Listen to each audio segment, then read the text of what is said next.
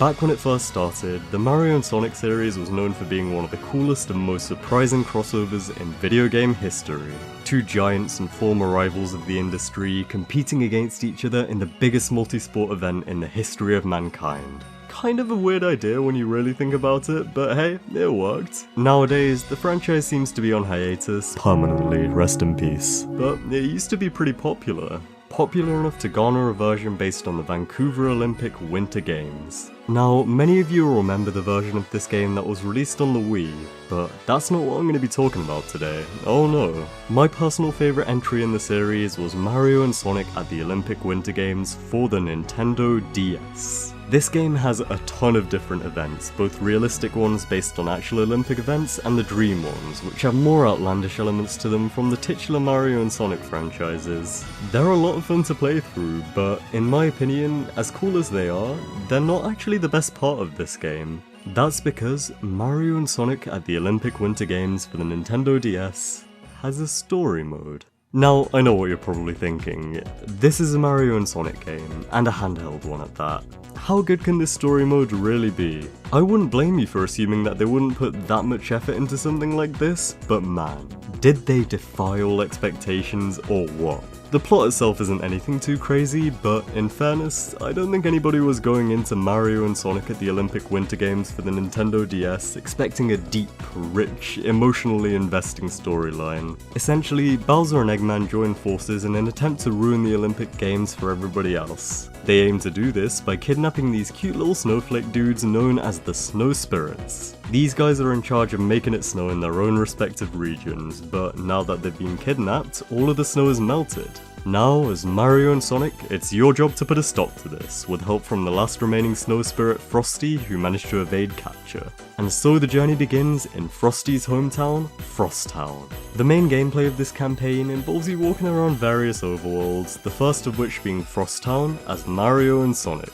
Within these worlds, you'll find missions in the form of Olympic-themed events that you have to complete. As I mentioned before, there's a good mixture of these, including the ones that are based on real-world events like speed skating and cross-country, and also the dream events. There's things like snow machine fights, rocket ski jumps, races around what looks to be a frozen over Daisy Cruiser, things of that nature. A lot of the time, they'll incorporate items in a Mario Kart-esque manner, things like the shields from Sonic, the Chaos Emeralds, mushrooms, or even blue shells. Quite often in these missions though, you won't have to complete the whole event. Rather, the game will focus on a specific part of it. You'll have to do certain tasks like going through a specified number of rings in the rocket ski jump, breaking a certain number of ice blocks with your snow machine, or even something as simple as getting rid of your penalty in Nordic Combined. There's one instance where you figure skate to a remix of Endless Possibility from Sonic Unleashed, which was an unexpected but pleasant surprise to hear in this game. You can just jump straight into the majority of these missions, but some of them will require you to find specific equipment in the overworld to allow you to compete. Things like ice skates and an ice hockey puck. These are usually placed within treasure chests, which you'll find by exploring the worlds, although some of them will be missions in themselves, where you have to win them off another character. The way the game is structured is that beating each mission will give you a crystal. You need to use the power of these crystals in order to get rid of ice walls which block your path in the overworld and thus block you from progressing the story. Once you reach the end of the world, you have to compete against a boss to rescue a snow spirit. There's mini-bosses like Bowser Jr., Metal Sonic, King Boo, and Jet the Hawk who you have to take on midway through certain worlds, and of course the main bosses. Eggman Nega, Dry Bowser, Eggman, Bowser, and a massive Bullet Bill?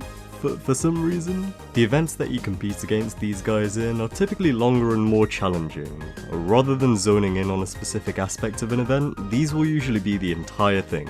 You'll put a lot of what you've learned from the shorter missions into practice though, as the boss matches are typically based around events that you'll have already seen smaller parts of. This helps the game to have a nice structure and gives the earlier missions more of a purpose beyond just allowing you to progress. Rescuing each snow spirit from captivity will allow them to return to their respective lands and bring back the snow in those areas. areas. Now, as for the worlds themselves, these places are absolutely packed with charm and personality. In total, there are 6 different overworlds in this game, and despite them all being snow-themed, they actually all feel very distinct and have their own unique feel. Frostown is a snowy village, Sparkleton is an island in the sky, Polastraits is an iceberg in the sea, Cubyrinth is an ice labyrinth, and Ice Peak is a snow-capped mountain.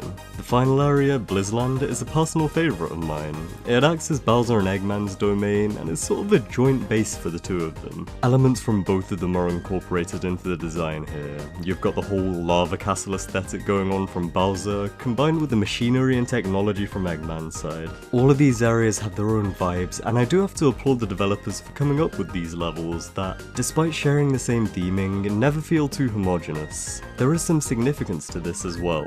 More specifically, the worlds that are situated in the sky, being Sparkleton, Cubyrinth and Blizzland, are where the dream events take place, whereas the worlds on the ground, Frostown, Polastraits and Ice Peak, are home to the normal events. These overworlds are a lot of fun to explore as well, and you'll often have to use a combination of Mario and Sonic's abilities to traverse them. There's warp pipes for Mario to use, springs for Sonic to bounce on, mini mushrooms to allow you to walk on thin ice, cracked walls that Sonic can break with a spin dash. It's a seamless and clever way to incorporate both the main characters' powers into your exploration. These areas are also richly populated with a whole host of NPCs from the Mario and Sonic series. In terms of the more generic characters, you'll come across Toads, Shy Guys, Penguins, and all different types of chows. I appreciated the addition of the penguins here. They're some of the more underutilized Mario side characters, and they fit perfectly here with the wintry vibes. And despite its simplicity, I always found the dialogue with these guys to be oddly charming as well. There's one time where there's a penguin who's friends with a Shy Guy and a chow, and is worried about them because they're always playing near the thin ice. I don't know what it is, just the thought of these random side characters being buddies and having interactions together is really cute to me.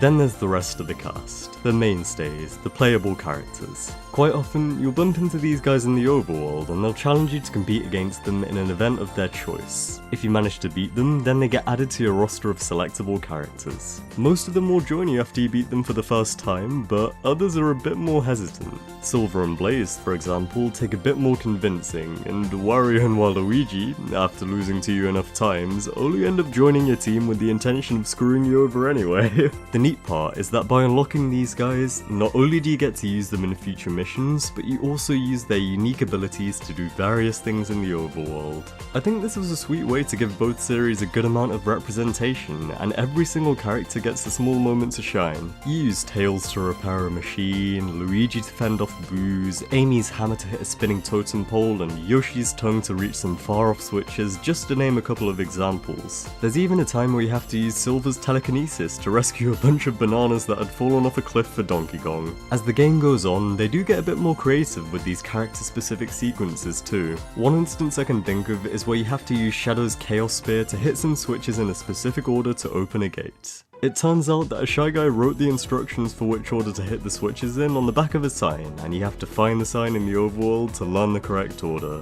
It's obviously nothing mind-blowing, but I personally felt like it was kinda neat. You see these signs throughout the whole game and read them all the way through the story, so to now find out there was something hidden on the back of one of them the whole time, that's pretty cool. Waluigi also has an interesting moment too, where he actually has a chance to put his crafty nature to good use. Basically, you see this Shy Guy in one of the overworlds acting all shifty, as if he's hiding something. When you come back with Waluigi on your side, you use his conniving personality to trick the Shy Guy into telling you his secret, revealing that, the whole time, there was a secret room hidden in the world with a bunch of Shy Guys chilling inside. Then there was the time you had to use Knuckles' strength to pull a lever in Cubyrinth, but it turned out that it was a trap planted by Eggman, causing the platform beneath you to disappear and sending you free-falling down into Polastraits below you. You wind up in a completely new part of the level, and you have to find a way out of there to get back to where you were before. It helps to sell the idea that these locations are all part of one big interconnected world, and I like that a lot. Quite a few other things help to reinforce this idea, like the gondolas, warp pads, and cannons that can take you from level to level. Alongside all of the characters to interact with, there are quite a few other unlockables and collectibles littered throughout the world to reward you for your exploration. You'll find news articles hidden around which contain tidbits of information regarding the Mario and Sonic franchises, and there are also maple leaves, which are essentially bits of trivia about the real Olympic Games. There's also Whitestone, a rare collectible which you can give to Rouge the Bat in exchange for pieces of Olympic memorabilia. There are even a few achievements too, which you get awarded for doing certain things like completing 10 missions with a specific character or finding enough pieces of Whitestone. It's a small thing, but it does feel rewarding to slowly accumulate these as you progress through the story. I feel like most people who played Mario and Sonic at the Olympic Winter Games on the DS remember this mode fondly, but it seems as if nobody ever talks about it. In a game that arguably didn't even need a story to begin with, this mode, Adventure Tours, provided exactly that. While not the most overly complex or sophisticated thing in the world, it was a fun single-player experience with a lovely selection of worlds, a charming cast of characters, and a good amount of content to sink your teeth into. I think one or two other games in the series have attempted to incorporate some type of single-player campaign, but in my opinion, nothing comes close to this. It's a shame that we'll probably never see anything like this mode again, but hey, at least we can look back on it and appreciate it for everything it brought to the table, including the random giant bullet bill that was thrown in as a boss.